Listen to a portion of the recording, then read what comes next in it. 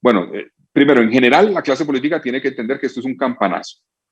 Esto es un campanazo de una sociedad que está en una crisis de representatividad, que siente que los políticos, eh, tal vez algunos con buenas intenciones, con sustento técnico, pero se han alejado de las preocupaciones, aspiraciones, miedos e ideas de la ciudadanía.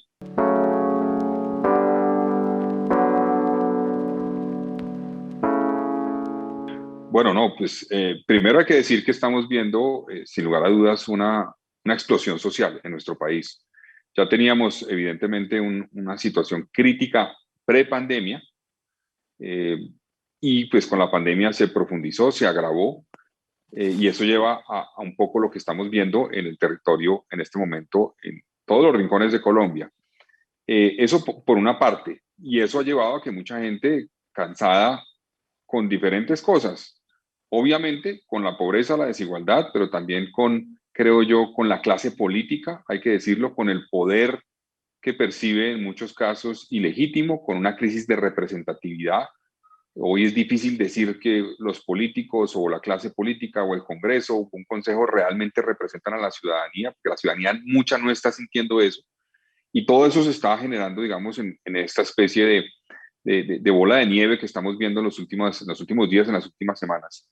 Ahora, eso se suma a una situación infortunada de violencia, se cruza en cierta forma de unos actores violentos que han aprovechado esto, y eso pues ha llevado a una especie de espiral donde no sabemos en qué va a parar. Y eso genera mucha preocupación. Yo por eso veo que todos los días vemos, por ejemplo, en el caso de Bogotá, en el portal Américas, un día de actitud pacífica, de manifestación pacífica, pero luego, al final del día, unos pocos actores terminan afectando una manifestación pacífica, generando unos disturbios, la fuerza pública reacciona y se genera una espiral de violencia donde en algunos casos hay abuso también por parte de los miembros de la fuerza pública. Entonces, yo veo esta combinación de cosas con gran preocupación, y creo que lo que hay que hacer es buscar una fórmula para que lleguemos a un acuerdo básico de parar la violencia y empezar un diálogo sincero.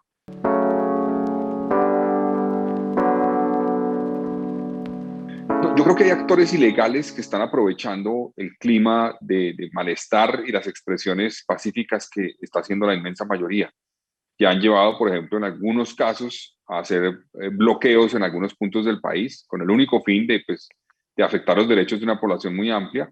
Creo que en algunos casos también ha habido actores, digamos, dedicados al vandalismo, pero creo que se equivocarían, y se equivoca el gobierno, creo yo, y nos equivocaríamos todos si nos limitamos a ver el problema como esos actores violentos, que están ahí, que hay que enfrentar, que hay que señalar, que hay que rechazar, pero eso no nos puede desviar de la situación, repito, de explosión social que estamos viviendo en el país, y de crítica a lo que han sido políticas en muchos casos fallidas, a lo que generó la pandemia también. Yo creo que muchas de las políticas de la pandemia profundizaron con la intención de cuidarnos como sociedad, generaron un impacto negativo inclusive similar o superior al que habría generado no tomar esas medidas. Porque pues en algún momento nos dijeron, aquí hay que escoger entre la vida o lo material, y la vida y la economía. Y lo que vemos es que pues han muerto más de 85.000 personas, y vimos cómo se disparó la pobreza de una manera dramática, el desempleo.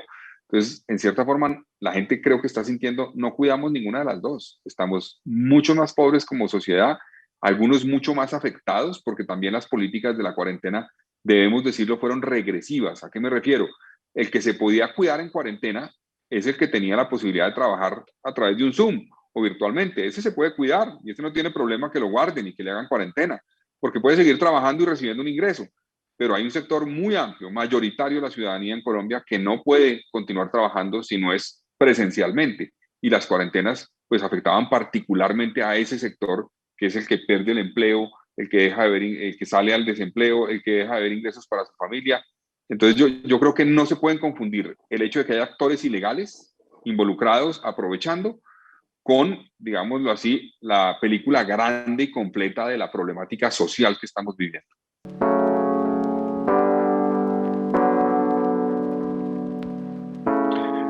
Pues a mí me pareció equivocada el señalamiento que han hecho, en el sentido de decir que él, en cierta forma, está incendiando el país. Eso me parece equivocado decirlo.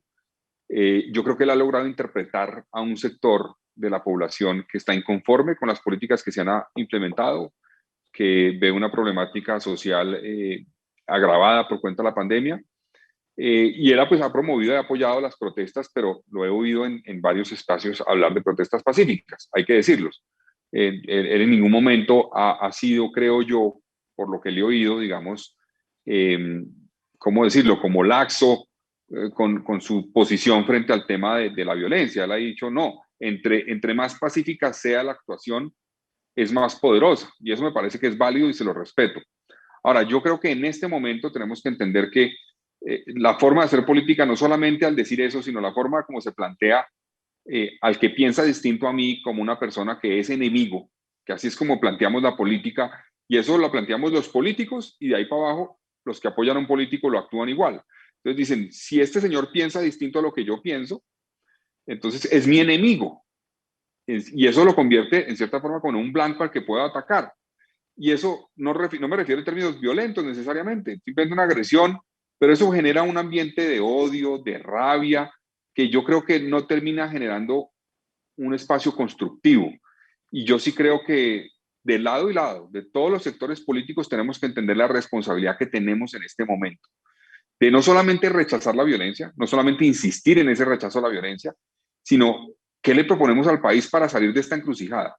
Le proponemos seguir graduando al otro como el enemigo, el inferior, el que hay que derrotar a como de lugar, o al otro como el que piensa distinto, con el cual tengo que entrar en diálogo para ver si lo puedo convencer con argumentos de que cambie su posición. Ese debería ser el ejercicio principal, creo yo, y no me refiero a un líder en particular, a todos los líderes políticos en este momento. Y es un llamado que yo creo que hay que hacerle a todos, y yo me incluyo ahí. Tenemos que dejar de pensar aprovechar cada espacio político para ver cómo saca unos réditos, cómo logra un apoyo, cómo logra unos likes en Twitter. No, rompamos eso y veamos cómo más bien contribuimos en que se genere un diálogo constructivo en este momento que resuelva la problemática de violencia en primera instancia que estamos viviendo, de violación de derechos humanos, pero también cómo abordamos desde ya una discusión de fondo que empiece a resolver los problemas estructurales que tenemos de desigualdad y pobreza en Colombia.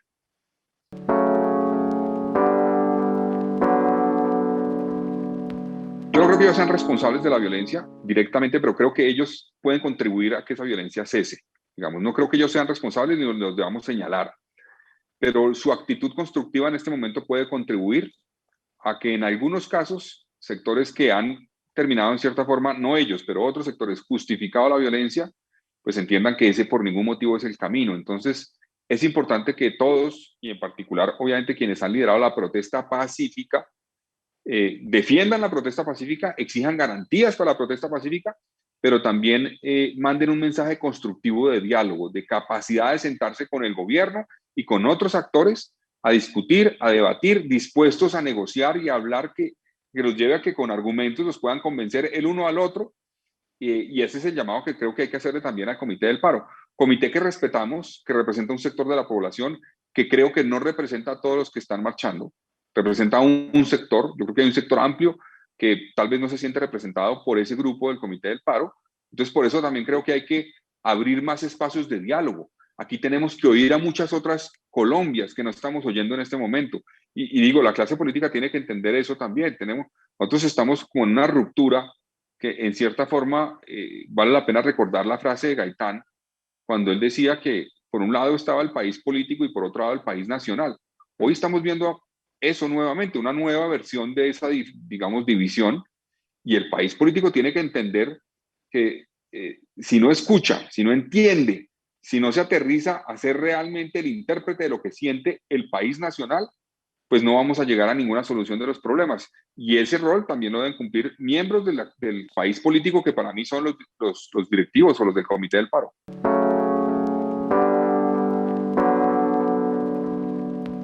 Bueno, primero, en general, la clase política tiene que entender que esto es un campanazo. Esto es un campanazo de una sociedad que está en una crisis de representatividad, que siente que los políticos, eh, tal vez algunos con buenas intenciones, con sustento técnico, pero se han alejado de las preocupaciones, aspiraciones, miedos e ideas de la ciudadanía y están un poco al margen de eso. Y tenemos que hacer un parón y decir, un momentico, tenemos que oír al ciudadano, tenemos que volver a conectarnos con lo que siente, piensa y quiere el ciudadano. Eso es un primer paso, creo yo. Ahora, cada actor tiene un rol en particular. Hay unos que obviamente son más influyentes que otros. Cito un ejemplo.